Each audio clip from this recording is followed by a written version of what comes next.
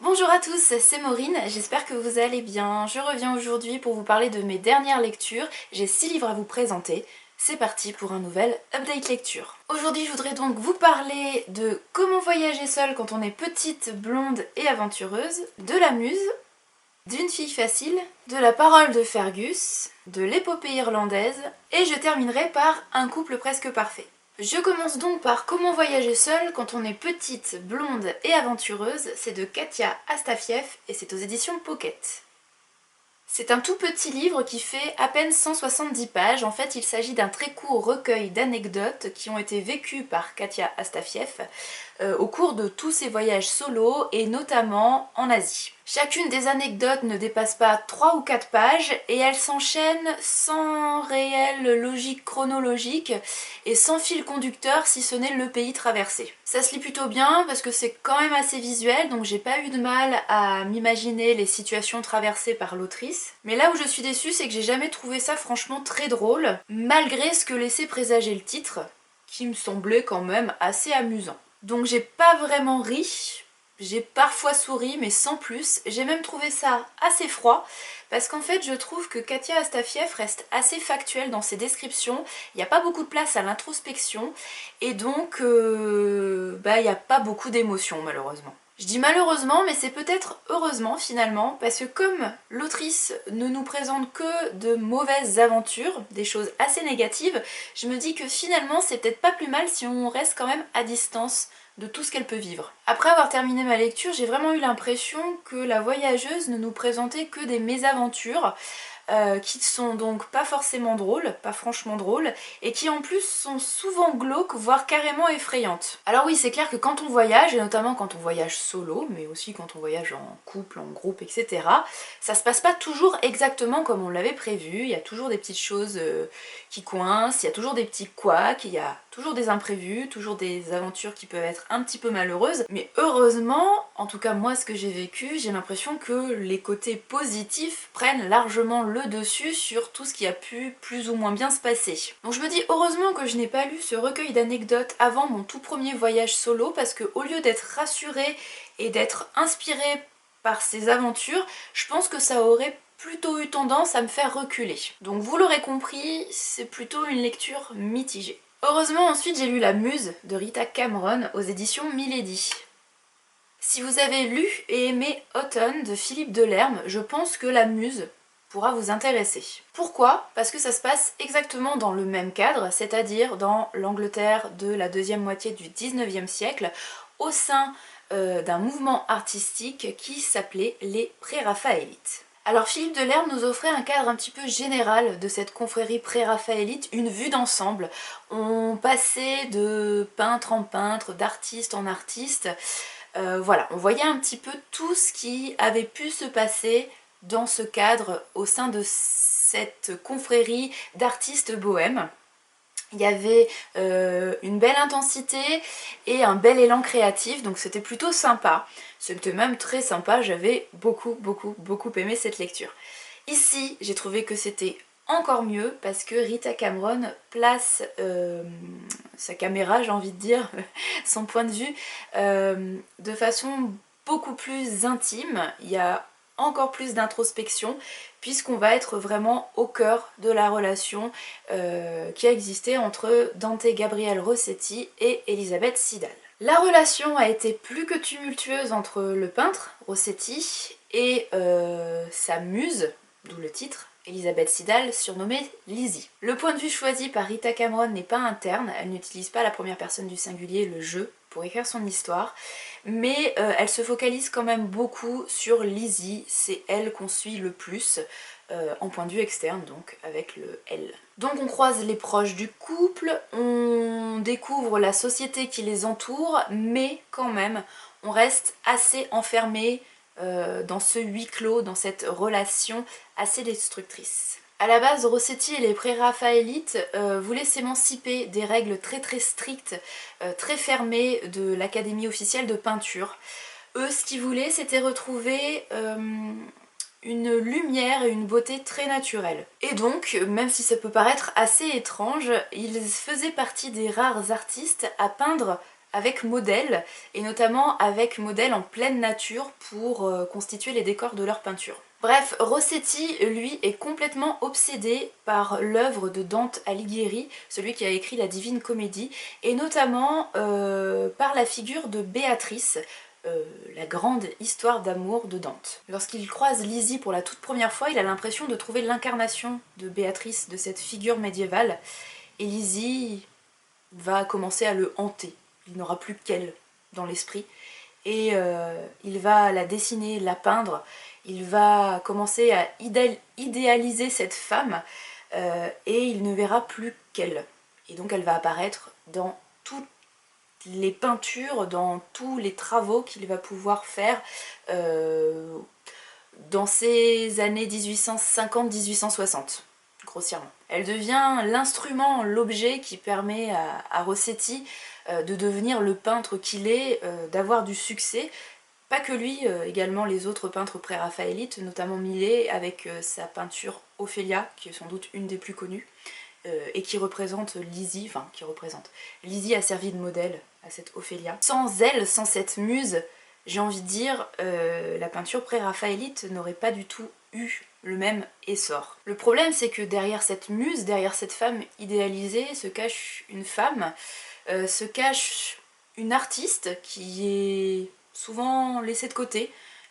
C'est que très récemment qu'on a redécouvert que Elisabeth Siddal était elle-même une peintre, une illustratrice et une poète assez douée. Et derrière cette figure idéalisée se cache aussi une femme très amoureuse et qui va beaucoup souffrir. Alors la question c'est un petit peu, est-ce que Rossetti a réellement aimé Lizzie ou est-ce que il n'aimait, il n'adulait que la représentation idéalisée qu'il avait d'elle en Béatrice? C'est un petit peu la question qu'on peut se poser et Rita Cameron nous offre quelques pistes de réponse puisque en tant que lecteur on est vraiment aux côtés de Lizzie et donc on découvre tout ce qu'elle a pu vivre.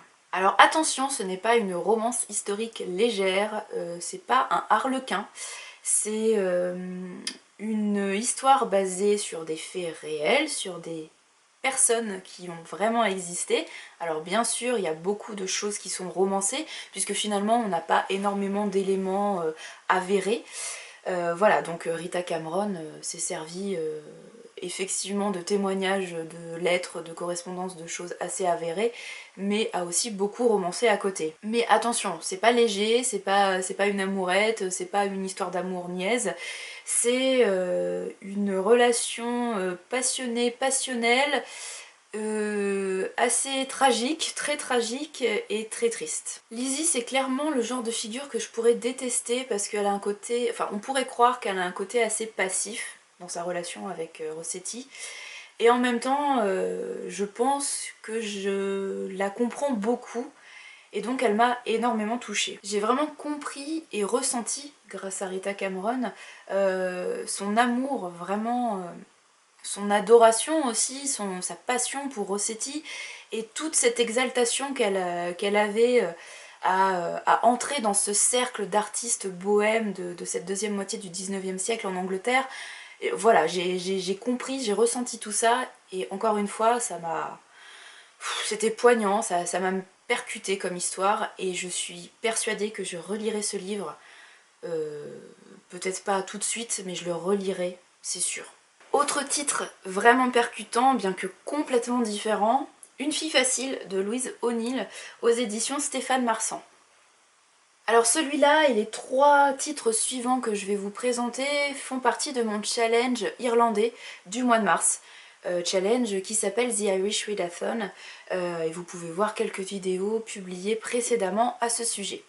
Bref, Une fille facile, lecture pas coup de cœur parce que je peux pas mettre un cœur sur cette lecture, mais plutôt une lecture coup de poing que je vous invite vraiment à faire. Pour placer un petit peu le contexte, on est dans une toute petite ville irlandaise dans laquelle tout le monde se connaît et on va suivre une jeune fille qui a 18 ans qui s'appelle Emma. Emma, c'est vraiment le cliché de la cheerleader américaine, mais en Irlande. Emma, c'est la reine du lycée complètement imbuvable et détestable qui règne sur sa cour d'admirateurs et d'adorateurs. Quoique, finalement, elle a peut-être plus d'ennemis que de véritables amis. Mais c'est elle qui fait la loi de toute façon, donc tout le monde lui lèche les pieds. Donc Emma est belle, elle le sait, elle profite de la vie, elle utilise son corps comme elle l'entend, elle multiplie les expériences, les aventures, elle prend, elle jette, sans se soucier de rien et surtout pas des émotions des personnes qui sont autour d'elle. Sauf qu'un soir, lors d'une fête qui pourrait être une fête comme tant d'autres, une fête où il y a beaucoup d'alcool, Emma accepte d'avaler des pilules, je sais pas ce que c'est. Elle sait que c'est pas très bien, c'est pas prudent, mais en même temps elle peut pas refuser parce que elle doit faire face aux autres, elle peut pas perdre la face devant les autres, elle doit assumer cette place de reine, de leader, et donc elle peut pas refuser. Ses parents la retrouvent le lendemain après-midi, inconsciente et brûlée par le soleil, sur le seuil de la porte de la maison familiale. Et c'est le début de la honte pour la famille. Emma ne se souvient de rien, elle a un gros trou de mémoire sur la soirée du samedi. Donc elle arrive au lycée le lundi matin, comme d'habitude, la tête haute, certaine de sa place de reine du lycée.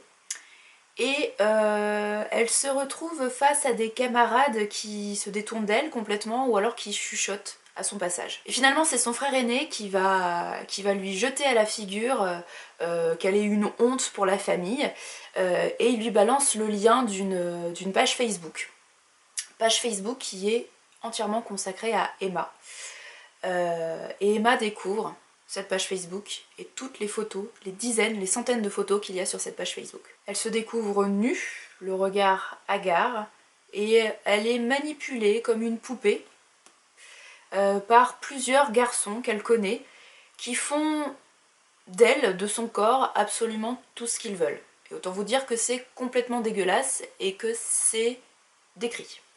La première réaction d'Emma, et c'est un petit peu difficile à comprendre, et en même temps l'autrice l'explique très bien, c'est de nier, de dire que non, elle était consciente, qu'elle savait très bien ce qu'elle faisait, que c'était un jeu. Sauf que son frère et d'autres adultes vont lâcher le mot un petit peu interdit, celui qui fait l'effet d'une bombe dans toute la communauté. Ils vont parler de viol. Autre réaction d'Emma, qui peut paraître aussi complètement folle, mais qui encore une fois est très bien expliquée par l'autrice, elle va aller s'excuser auprès des garçons, leur dire que c'est pas de sa faute s'ils sont inquiétés par la police, qu'elle n'a jamais voulu ça, qu'elle est désolée, qu'elle veut seulement être leur amie à nouveau, qu'elle veut que tout soit oublié, voilà, que c'est pas grave, qu'il s'est rien passé. Et puis petit à petit, mais ça on le comprend à travers, pas des flashbacks, mais la narration est pas complètement linéaire. On va comprendre que Emma finalement essaye d'aller jusqu'au bout de sa plainte, qu'elle comprend, qu'elle se convainc, qu'elle se souvient, qu'elle accepte peut-être ce mot de viol, même si accepter c'est pas le mot qui convient justement. Mais voilà, elle va quand même aller dans le sens que son frère aîné lui conseille d'aller, son frère qui est tout au long du livre quasiment son seul soutien. Emma va se retrouver assez seule, lâchée par ceux qu'elle pensait être ses amis et qui ne le sont pas du tout finalement. Et ce qui est assez terrible aussi, c'est que dans cette histoire on se rend compte que en plus de la grosse solitude, de l'épreuve, de la souffrance qu'elle doit vivre suite à ce viol collectif, elle doit aussi prendre sur ses épaules la culpabilité de la souffrance de sa famille, puisque les membres de sa famille, ses proches, sont aussi montrés du doigt. Et il y a une certaine honte qui ressort de tout ça, et donc elle doit prendre ça en plus sur la gueule. Donc c'est très compliqué. Et en vous parlant, ça me fait penser beaucoup à ce qui se dit beaucoup en Irlande. C'est le chanteur Damien Rice qui nous avait expliqué ça lors de son concert à Lyon, au Nuits de Fourvière en 2015 je crois. Il nous avait expliqué, et c'est pas la première fois que je l'entendais et je l'ai encore entendu depuis, qu'en Irlande la honte c'est vraiment un sentiment qui est très présent et très partagé. La honte de plein de choses. Surtout à cause de la société qui est encore très catholique. Voilà. sentiment très développé, et là on le ressent beaucoup. Ce que j'ai trouvé très intéressant dans cette histoire, c'est que Emma est un personnage complètement détestable au début de cette histoire, détestable dans sa relation avec les autres. Voilà, elle se prend vraiment pour la reine et elle traite les autres vraiment comme de la merde. Donc pour ça, c'est un personnage détestable. Mais est-ce qu'elle mérite pour autant ce qui lui arrive? Bien sûr que non. Et je trouve que c'est encore plus fort d'avoir choisi un personnage détestable plutôt qu'un personnage qu'on aurait adoré dès le départ. Et là où c'est aussi intéressant, c'est que Emma, c'est une jeune femme qui est bien dans ses baskets, qui profite de la vie et qui s'impose aucune limite. Mais est-ce que pour autant on peut dire qu'elle l'a bien cherché et qu'elle l'a demandé? J'ai oublié de préciser que le titre anglais c'est Asking for It. Voilà, qui veut tout dire. Bien sûr que non, elle ne l'a pas cherché, bien sûr que non, elle ne l'a pas demandé. Donc évidemment, dans cette histoire, il est question de viol, mais il est surtout question de consentement, il est aussi question de réseaux sociaux, de harcèlement, et puis aussi de cet effet qui va avec les réseaux, hein, généralement, cet effet de groupe, cet effet de masse. Évidemment, c'est une lecture poignante, je pense que c'est facile à comprendre, et évidemment c'est une lecture que je ne peux que conseiller et qu'il faut lire absolument. Alors par contre, âme sensible, c'est quand même une lecture qui est difficile, mais qui est indispensable. Je continue avec La parole de Fergus de Siobhan Dowd aux éditions Gallimard Collection Scripto. Ce livre avait tout pour me plaire. Le contexte d'abord, ça se passe en Irlande, dans le comté du Donegal, et vraiment à la frontière entre la République irlandaise, donc l'Irlande du Sud, et l'Irlande du Nord. Et en plus, ça se passe pendant le conflit nord-irlandais, et pas n'importe quand, en 1981, c'est-à-dire l'année des grèves de la faim dans la prison de Lankesh à Belfast. En plus de ça, pour que ce soit encore mieux, il va y avoir, en histoire un petit peu secondaire, une découverte archéologique assez passionnante, puisque dans la tourbe, dans une tourbière, va être découverte une enfant. Voilà, donc vraiment un décor, un contexte qui ne pouvait que me plaire. Et dans ce contexte, on va découvrir un personnage qui s'appelle Fergus, qui a 18 ans environ, qui vient de terminer le lycée et qui s'apprête à quitter l'Irlande, à quitter son village natal, son petit village, pour se rendre en Angleterre pour débuter des études prometteuses de médecine.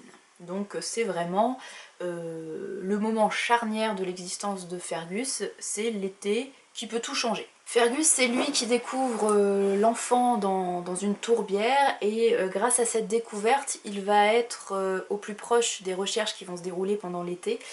Il va rencontrer une archéologue et la fille de celle-ci qui s'appelle Cora, qui a environ le même âge que lui, et un petit flirt, je dirais même une jolie relation amoureuse, va se mettre en place entre Fergus et cette jeune Cora. Donc cette relation naissante pourrait être un petit peu la seule préoccupation de notre héros, sauf que son frère aîné a été attrapé et est en prison, lui aussi à Lankesh, et lui aussi va commencer une grève de la faim. Donc finalement, même si Fergus vivait une vie plutôt normale, le conflit nord-irlandais va le rattraper, d'autant plus qu'il va lui aussi être contacté par l'IRA, donc l'armée républicaine irlandaise, pour entrer un peu plus dans le conflit. Fergus se demande s'il a le choix, s'il doit vraiment suivre les traces de son frère aîné. Il se demande si c'est grave de ne pas être aussi engagé pour la cause irlandaise que les autres personnes de son entourage. Il se demande aussi si c'est grave de s'être lié plus ou moins d'amitié avec Owen, qui est un jeune britannique qui garde un des postes frontières qu'il traverse très régulièrement. Donc il y a un petit peu la question aussi du est-ce qu'on peut continuer à vivre normalement sa vie assez égoïste quand on vit dans un pays qui est en guerre, qui est en conflit. Donc les questionnements de la parole de Fergus sont intéressants, sont plutôt bien menés, et le contexte également est plutôt sympa. Mais, et c'est là un petit peu mon bémol, c'est que je trouve que Siobhan Dowd, l'autrice, reste un petit peu en surface, nous raconte cette histoire avec un petit peu trop de légèreté, ou en tout cas minimise certains événements. Alors oui, à la base, c'est un titre qui est destiné à un public plutôt jeune, soit d'adolescents, soit de jeunes adultes. Donc effectivement, on ne peut pas raconter la même chose dans un texte pour adolescents surtout, que dans un texte pour adultes. Donc j'en suis consciente. Et effectivement, si j'avais découvert cette histoire quand j'étais moi-même adolescente ou que je n'avais pas tout le bagage que j'ai autour de ce contexte de conflit nord-irlandais, je pense que ça aurait été une lecture que j'aurais vraiment beaucoup aimée. Mais comme là, je suis adulte et en plus j'ai quand même quelques connaissances sur le sujet, le contexte, j'ai trouvé que c'était un petit peu trop léger. Donc c'est un bémol qui ne regarde vraiment que moi, mais pour les jeunes lecteurs et pour les gens qui n'ont absolument aucune idée de ce qu'est le contexte du conflit nord-irlandais, ça peut effectivement être une lecture vraiment très intéressante. Je continue avec l'épopée irlandaise, qui est un recueil dirigé par Georges Dautin aux éditions Terre de Brume. Donc il s'agit d'un recueil de textes qui forment certaines parties de quelques cycles de la mythologie celtique irlandaise. Autant vous dire que ce sont des titres qui ont été oralisés et écrits il y a fort longtemps. Ça s'appelle une épopée, donc c'est un petit peu l'équivalent celtique de l'Iliade et l'Odyssée pour les Grecs, par exemple. Voilà, donc ce sont des textes qui à la base étaient oraux, qui étaient chantés généralement. Donc il y a un mélange entre la prose et la poésie, les vers. Donc c'est assez dense et assez compliqué.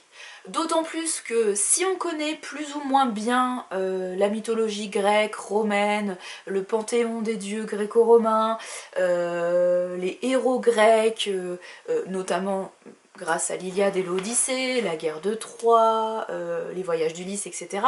Ça on les connaît plutôt bien parce que c'est quelque chose qu'on étudie pas mal, au collège je pense, en 6ème, et puis qu'on a vraiment dans notre bagage culturel, j'ai envie de dire.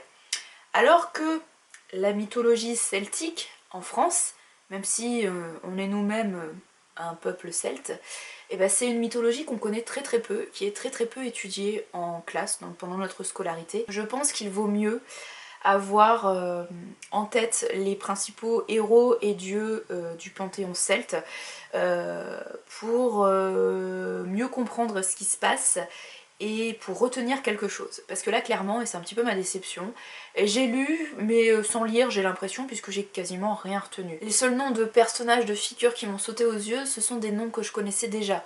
La reine Maeve, la déesse Morrigan, le dieu Lugh,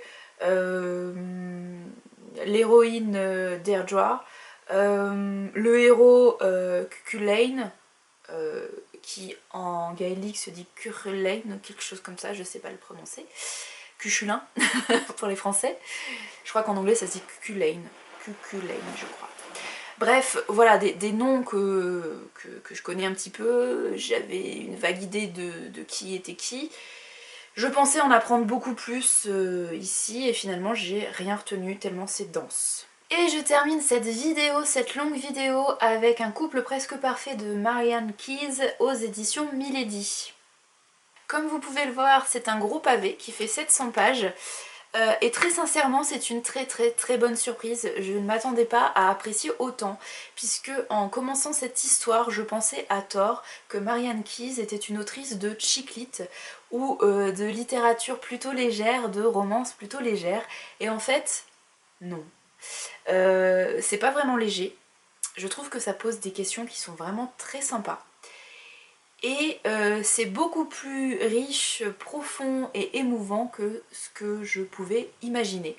Donc vraiment une très bonne surprise. On suit ici Amy, une quarantenaire, qui va devoir accepter le break que lui impose son mari, qui s'appelle Hugh. Lui aussi quarantenaire, qui a perdu un de ses amis proches et surtout son papa quelques mois plus tôt, et qui n'arrive pas à faire le deuil de ces deux personnes très importantes dans sa vie, qui n'arrivent pas à remonter la pente. Donc Hugh pense que pour aller mieux, pour se reconstruire, pour se retrouver, il doit partir très très loin pendant 6 mois. Et il doit complètement couper de sa routine, de son quotidien. Donc il décide de partir en Asie pour vivre une super aventure, vivre plein d'aventures avec des femmes. Voilà, pour se retrouver, pour se ressourcer, bref, c'est la crise de la quarantaine. Et donc il annonce ça à sa femme. Il lui certifie qu'il l'aime toujours, mais qu'il ne peut pas continuer comme ça et qu'il a besoin vraiment de vivre autre chose. Et donc Amy se retrouve devant le fait accompli et de toute façon, elle n'a pas d'autre choix que d'accepter ce qui lui arrive et d'essayer de relever la tête et de continuer à vivre coûte que coûte. Amy, qui se retrouve avec ses 3 filles, 2 de ses filles biologiques et une fille adoptive qui sont jeunes adultes ou adolescentes, et avec ce quotidien qu'elle doit continuer à vivre coûte que coûte. Et c'est compliqué pour elle. Elle perd tous ses repères et elle doit réapprendre à vivre seule, indépendante. Elle doit continuer sa carrière professionnelle qui n'est pas forcément évidente. Elle doit continuer à gérer donc ses 3 filles que je vous disais, dont l'aînée qui est assez difficile à gérer. Et elle doit aussi assumer le candidaton de ce break, puisque ça se passe aussi en Irlande, dans la banlieue de Dublin. J'allais dire dans une petite ville, mais non, dans la banlieue de Dublin, dans une sorte de lotissement, et en fait tout le monde se connaît forcément, donc les voisins, les amis, ça jase beaucoup. Et donc voilà, elle doit subir ça et gérer ça également. Donc c'est un petit peu compliqué. Et en plus de ça, évidemment, Amy doit gérer toutes les émotions qui la traversent. La tristesse, la colère, mais aussi la jalousie, puisqu'elle s'imagine tout ce que va vivre Hugh et tout ce qu'il vit grâce aux magnifiques réseaux sociaux.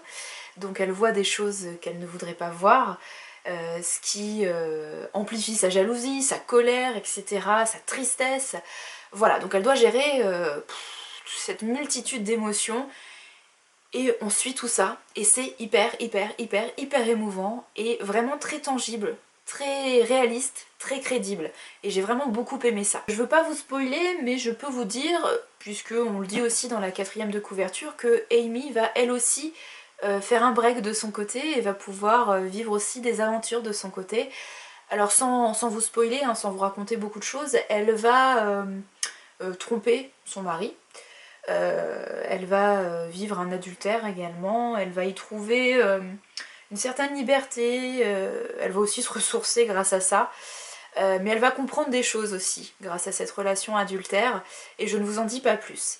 Mais j'ai trouvé que c'était très intéressant, tous ces questionnements autour de l'amour au bout d'un certain temps, de comment on reste amoureux et comment on traverse les épreuves du quotidien, comment on réussit à conserver cet amour et à le faire continuer, le faire fructifier, j'ai envie de dire. Voilà, donc j'ai trouvé ça touchant et encore une fois très tangible, très réaliste, très crédible, et c'est la force de Marianne Keyes à mon avis. Alors c'est un petit peu doux amer, c'est vraiment le mot qui convient le mieux. C'est parfois très drôle, il y a des passages qui sont amusants avec des situations très cocasses, notamment grâce aux personnages qui entourent le couple principal, les parents, les amis, les filles. Voilà, il y a des passages très drôles et puis il y a aussi des passages très sensibles, très émouvants, donc autour de Amy et de ses relations, mais aussi, je pense, on va parler d'avortement, d'une jeune fille, donc l'avortement en Irlande au moment de l'écriture de ce livre, c'était pas encore autorisé, ça a été... Il y a eu un référendum en 2018, en mai 2018, j'étais dans le pays à ce moment-là, et le référendum enfin les Irlandais ont voté pour l'autorisation de l'avortement. Voilà, donc c'était un choix vraiment historique pour ce pays très catholique. Mais bref, tout ça pour dire que dans cette histoire qui a été écrite, publiée en 2017, c'était pas encore autorisé. Donc les jeunes filles qui voulaient avorter, ou les jeunes filles, les femmes qui voulaient avorter en Irlande, devaient aller en Angleterre, devaient passer devait traverser la mer d'Irlande pour aller en Angleterre, ce qui impliquait beaucoup de coûts et une grosse angoisse d'être découvert puisque c'était complètement illégal par rapport aux voisins, puis une certaine honte également, enfin bon bref, encore une fois cette honte irlandaise qui est là. Donc voilà, plein de thématiques hyper bien amenées, des questionnements très intéressants et une jolie plume émouvante, très réaliste. Il y a juste un petit bémol, mais ça je ne sais pas si c'est dû à la traduction ou si c'est un problème dans le texte d'origine, mais il y a des petits soucis au niveau des dates. Il y a des petits flashbacks, la construction est assez intéressante pour ça aussi de cette histoire. Vous voyez en dessous du chapitre, vous avez 14 mois auparavant. Donc il y a des petits flashbacks, et parfois c'est 14 mois auparavant se transforme en 6 mois auparavant, et puis après on revient à 14 mois auparavant. Donc en fait il y a des erreurs. Je pense que c'est vraiment 16 ou 14 mois auparavant, mais jamais 6 mois. Ça correspond pas du tout avec ce qui se passe, avec l'intrigue. Ça peut pas être 6 mois auparavant. Il y a un 1 qui a été oublié. Voilà, c'est 16 mois auparavant et pas 6 mois. Voilà, il y a des petites erreurs je pense, de traduction peut-être, ou des erreurs dans le texte d'origine, j'en sais rien. Mais bref, c'est un petit peu le seul bémol. Mais si vous êtes à fond dans l'histoire, vous le repérerez et vous corrigerez vous-même, naturellement. Voilà, je m'arrête là pour cette très longue vidéo. J'espère que ça vous aura plu, j'espère que ça vous aura donné envie de découvrir certains de ces livres. Je vous ai pas présenté ma lecture en cours, qui est une lecture complètement différente de tout ça puisque c'est un titre young adulte mais surtout imaginaire. Ça fait longtemps que j'en ai pas lu comme vous pouvez le constater. Là je reviens un petit peu vers l'imaginaire parce que ça me manque. Donc voilà. Et c'est un titre qui est plutôt très sympa. Je vous invite comme d'habitude à me suivre sur les autres réseaux sociaux si vous voulez avoir un petit aperçu plus ou moins quotidien, ou très quotidien, de mes aventures littéraires notamment, mais pas que. Mais bref, si vous voulez voir mes lectures en cours, suivez-moi surtout sur Instagram. Voilà, vous aurez non seulement en publication, mais en stories surtout, les lectures que je peux faire, et notamment celle que j'ai en cours, et donc qui est plutôt un texte young adulte imaginaire, et qui me plaît pas mal pour le moment. Je vous en parle plus dans une prochaine vidéo. La vidéo suivante qui arrivera sera certainement le book haul du mois de mars, et peut-être du mois d'avril, dans son ensemble. Je ne sais pas quand je tournerai ce book haul, peut-être avant la fin du mois d'avril, mais en tout cas déjà pour le mois de mars, j'ai une bonne dizaine de titres à vous présenter. Voilà, donc ce sera un book haul encore une fois très riche. Je vous souhaite de très belles lectures, je vous dis à très bientôt et encore une fois merci pour votre soutien. Salut, merci.